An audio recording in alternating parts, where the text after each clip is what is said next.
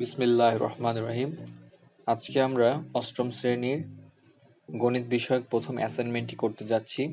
এটি তৃতীয় সপ্তাহের অ্যাসাইনমেন্ট এবং আজকে আমরা ইংলিশ ভার্সন এবং বাংলা ভার্সন একসাথে উত্তরটা দিতে থাকব। আমাদের প্রথম প্রশ্নটি হচ্ছে, সমবায় সমিতির সঞ্চয় স্কিমের ক্ষেত্রে সরল মুনাফা এবং চক্রবৃদ্ধি মুনাফার তুলনামূলক পার্থক্য। যদি আমি ভুল বলেছি, এটা কোনো প্রশ্ন নয়, এটা ছিল একটা শিরোনাম। এটা তোমাদের যে অ্যাসাইনমেন্ট থাকবে সেটার শিরোনাম হবে এরকম। আর এটার ইংলিশ কোয়েশ্চেনটা হচ্ছে, ইংলিশ উদ্দীপকটা হচ্ছে the comparative difference between simple profit and compound profit of the savings scheme of cooperative society. তো যে ক্ষেত্রে দেখা যাচ্ছে যে ইংলিশ ভার্সন এবং বাংলা ভার্সন একসাথে করার কারণে ভিডিওটা অনেক বড় হবে। তো তোমাদের যার যতটুকু স্কিপ করা দরকার সেভাবে স্কিপ করে নিও। প্রথমে আসি বাংলা ভার্সনের ক্ষেত্রে, যেগুলো দেয়া আছে আমাদের সরল মুনাফার ক্ষেত্রে। সঞ্চয় স্কিমের মূলধন দেয়া আছে 15,000 টাকা। সঞ্চয় স্কিম পূর্ণ হওয়ার সময়কাল দেয়া আছে 3 বছর। সঞ্চয় স্কিমের মুনাফার হার দেয়া আছে R=9%।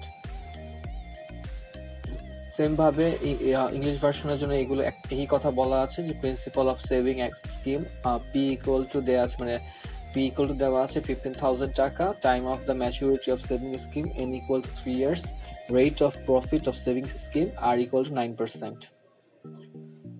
দেন আমরা চলে যাচ্ছি প্রথম প্রশ্নটা। প্রথম প্রশ্নে বলে দিয়েছে সঞ্চয় স্কিমের নির্দিষ্ট সময়কাল 3 বছর পর মুনাফার পরিমাণ কত হবে। আমরা জানি মুনাফা সূত্র হচ্ছে I=PNR। এখানে P এর মান দেওয়া আছে, N এর মান দেওয়া আছে, R এর মান 9%। R এর মান 9% মানে হচ্ছে 9/100, পার্সেন্ট মানে হচ্ছে 1/100।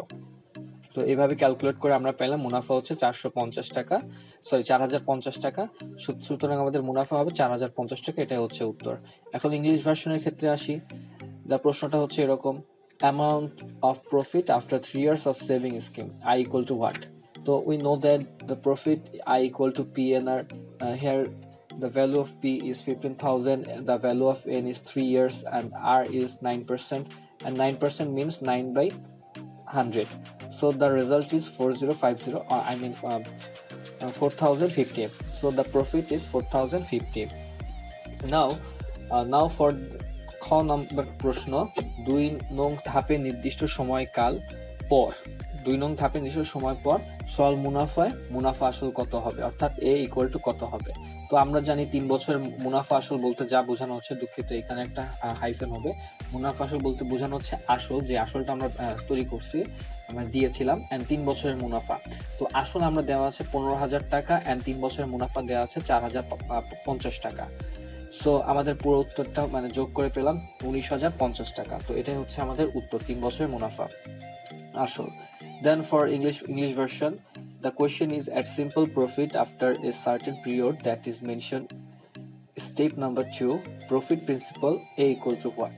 So now we know that profit principal of 3 years equal to principal plus 3 years of profit. Now the principal is given 15,000 taka, and the 3 years of profit we have found from the A, 4050, 4,050 taka. So the total amount is 90,050 taka. That's the answer. Now for the next question, Bangla ভার্সনের ক্ষেত্রে চক্রবৃদ্ধি মুনাফার ক্ষেত্রে আর কি এটা দেয়া আছে আমাদের, যে ফর কম্পাউন্ড প্রফিট যা যা দেয়া আছে আমরা বলে দিচ্ছি। সঞ্চয় স্কিমের মূলধন P=15,000 টাকা, এটা আগের মতোই। সঞ্চয় স্কিম পূর্ণ হওয়ার সময়কাল N=3 বছর, এটাও আগের মতোই। অ্যান্ড সঞ্চয় স্কিমের মুনাফার হার দেওয়া আছে 9%, এটাও আগের মতো। For English version, principal of saving scheme P=15,000 টাকা, sorry there should be a comma. Time of the maturity of saving scheme N=3 years. সঞ্চয় স্কিমের মুনাফার হার the rate of profit of saving scheme R=9%. Okay, now we are going for the math. So first Bangla ভার্সনে আসি, যে প্রথম বছরান্তে চক্রবৃদ্ধি মূলধন সূত্র সহ উল্লেখ করতে হবে। যেহেতু এখানে সূত্র সহ উল্লেখ করতে বলছে, তার মানে সূত্রের জন্য একটা নাম্বার আছে এবং সূত্রটা অবশ্যই লিখতে হবে।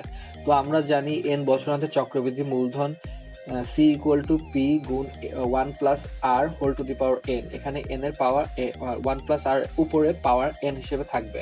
অতএব প্রথম বছরের চক্রবৃদ্ধি মূলধন আমরা যদি প্রথম বছরকে c1 দ্বারা ডিনোট করি, সরি n কে 1 দ্বারা ডিনোট করি, তাহলে চক্রবৃদ্ধি মূলধন c1 কে কম্পাউন্ড প্রফিট যেটা c1 দ্বারা ডিনোট করে ফেললাম।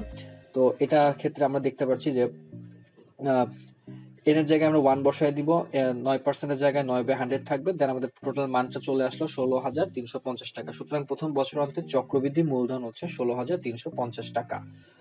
Then for the English version, the question is that at the end of first year, compound principal equal to what? Obviously, there must be formula, and here it is written so that the no compound principal for n years equal to c equal to p 1 plus r whole to the power n. Then the compound principal of our first year, as it's first year, so n, the value of n should be 1, then the value is 16,350 টাকা, and that's our answer. তারপর আসতেছে হচ্ছে খ নম্বরে, দ্বিতীয় বছরান্তে চক্রবৃদ্ধি মূলধন সূত্র সহ উল্লেখ করতে হবে কত। তো সূত্রের জন্য এখানেও নাম্বার আছে, তাই আমাদের আবার লিখতে হচ্ছে সূত্র, যে আমরা জানি n বছরান্তে চক্রবৃদ্ধির মূলধন হচ্ছে এটা, এন্ড দ্বিতীয় বছরান্তে যেহেতু চক্রবৃদ্ধির মূলধন c বের করতে হবে, সুতরাং n এর ভ্যালু 2 হবে, আমাদের মানটা হয়ে যাবে হলো 17,821.5 টাকা। এটা হচ্ছে আমাদের উত্তর। Now for the English version, at the end of second year, compound principal equal to what with formula. So for the formula you would give up, the answer is, we know compound principal for n year equal to the rule, then the compound principal for first year n equal to n must be, sorry, it's wrong, it should be second year. Then so the compound principal for second year is 17,821.5 টাকা। That's our result. গ নম্বর প্রশ্নের উত্তর দেখতে পাচ্ছি তৃতীয় বছরান্তে চক্রবৃদ্ধি মূলধন সূত্র সহ উল্লেখ করতে হবে। তো আমাদের অঙ্কটি হচ্ছে এরকম, এখানে n এর ভ্যালু 3 বসিয়ে আমরা ক্যালকুলেটরের সাহায্যে পেলাম তৃতীয় বছরান্তে চক্রবৃদ্ধি মূলধন এত টাকা। এটাই হচ্ছে আমাদের উত্তর। For English version, at the end of third year, compound principal formula equal to what? Answer, we know compound principal for n year equal to the formula should be given here. Then C3 denotes it is the compound principal for third year, and n, the value of n must be 3. So the result from we calculator, we found 19,425.435 টাকা। That's our answer. Then ঘ নম্বর বলছে নির্দিষ্ট সময়কাল, নির্দিষ্ট সময়টা হচ্ছে 3 বছর পর চক্রবৃদ্ধি মুনাফা কত।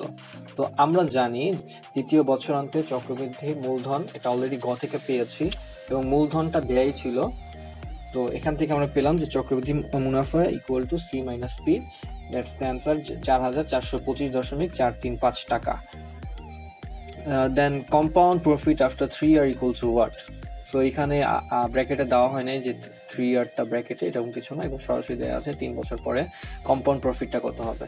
So the answer is compound principal for third year c equal to লাথুম টাকা পয়সা, from C we have found it, and principal P equal to 15,000 taka, it is given. Then so compound profit is total compound principal minus normal principal. So we found 4425.435 taka. That's the answer.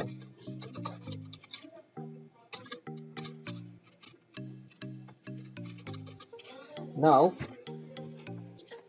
নম্বর বলছে নির্দিষ্ট সময়কাল অর্থাৎ 3 বছর পর সরল মুনাফা ও চক্রবৃদ্ধি মুনাফার পার্থক্য কত নির্ণয় করো। সরল মুনাফা ও চক্রবৃদ্ধি মুনাফার পার্থক্য নির্ণয় করতে, আচ্ছা এখানে একটু ভুল আছে।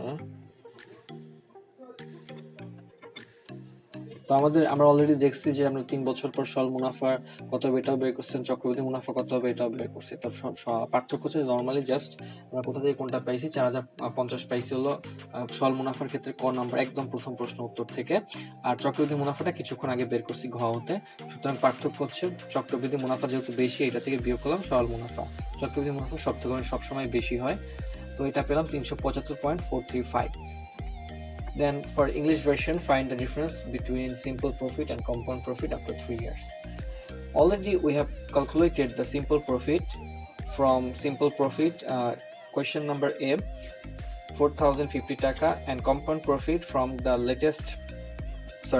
from the previous math, and that's number D.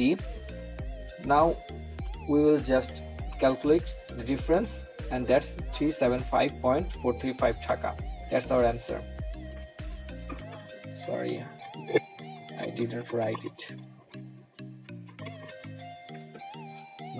ঘ নম্বরের জন্য আমরা দেখতে পাচ্ছি সমবায় সমিতির সঞ্চয়, এটা হচ্ছে মেইনলি আমাদের মানে আউটকামটা যে কি লিখবো। সমবায় সমিতির সঞ্চয় স্কিমের ক্ষেত্রে কোন মুনাফা পদ্ধতি সুবিধাজনক বলে তুমি মনে করো? তো আমাদের উত্তরটা হচ্ছে সমবায় সমিতি সঞ্চয় স্কিমের ক্ষেত্রে চক্রবৃদ্ধি মুনাফা পদ্ধতি সুবিধাজনক বলে আমি মনে করি। তো এটার উত্তরে যাওয়ার আগে আমি বলে দিচ্ছি, তোমরা যারা আমাদের ভিডিওগুলো এখনো খুঁজে পাচ্ছ না, যে আমরা প্রতি সপ্তাহে ভিডিও দেওয়ার চেষ্টা করি, তো প্রতিটা ভিডিওর ডেসক্রিপশন বক্সে আমাদের ভিডিও লিঙ্কগুলো দেওয়া থাকে, যে প্রিভিয়াস ভিডিও লিঙ্ক বা আই বাটন লিঙ্ক দেওয়া থাকে।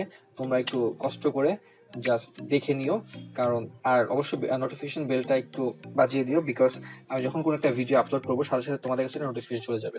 যদি তোমাদের ক্লাসের এটা হয়ে থাকে তাহলে তোমরা এটা দেখবা, আর ক্লাসের না হয়ে থাকলে দেখবা না, বাট নোটিফিকেশনটা খুব কাজে দেয় আমার যতদূর মনে হয়। তো আমাদের উত্তরটা হচ্ছে কারণ চক্রবৃদ্ধি মুনাফার ক্ষেত্রে সরল মুনাফা থেকে বেশি মুনাফা পাওয়া যায়। চক্রবৃদ্ধি মুনাফার ক্ষেত্রে সরল মুনাফা থেকে বেশি মুনাফা পাওয়া যায়।